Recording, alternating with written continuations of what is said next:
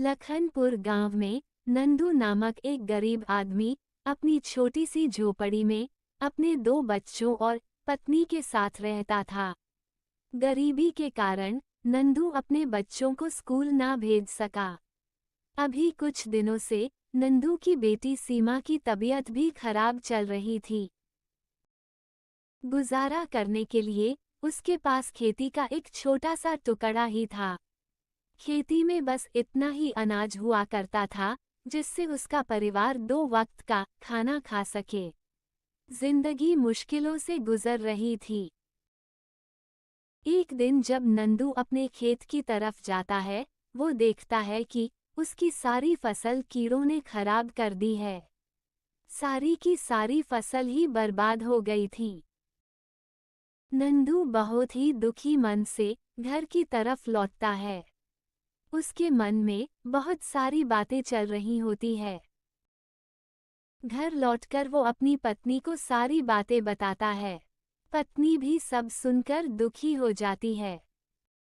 मेरे पास एक सुझाव है, क्यों ना हम शहर चले। वैसे भी गांव में हमारे पास रोजी का कोई जरिया नहीं है। शहर में हमें कोई न कोई काम मिल ही जाएगा। नंदू की बात सुनके उसकी पत्नी सोच में पड़ जाती है। अगले दिन तो फिर तुमने क्या सोचा शहर जाने के बारे में?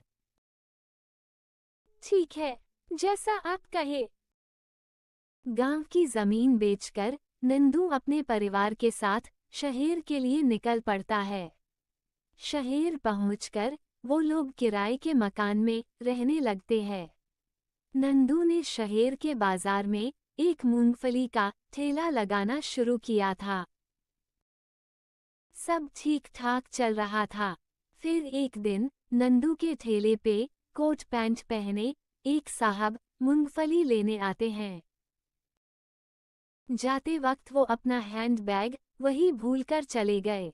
नंदू उनके पीछे पीछे बैग लौटाने के लिए दौड़ने लगा। साहब, आपका बैग आप मेरी दुकान पर ही भूल आए।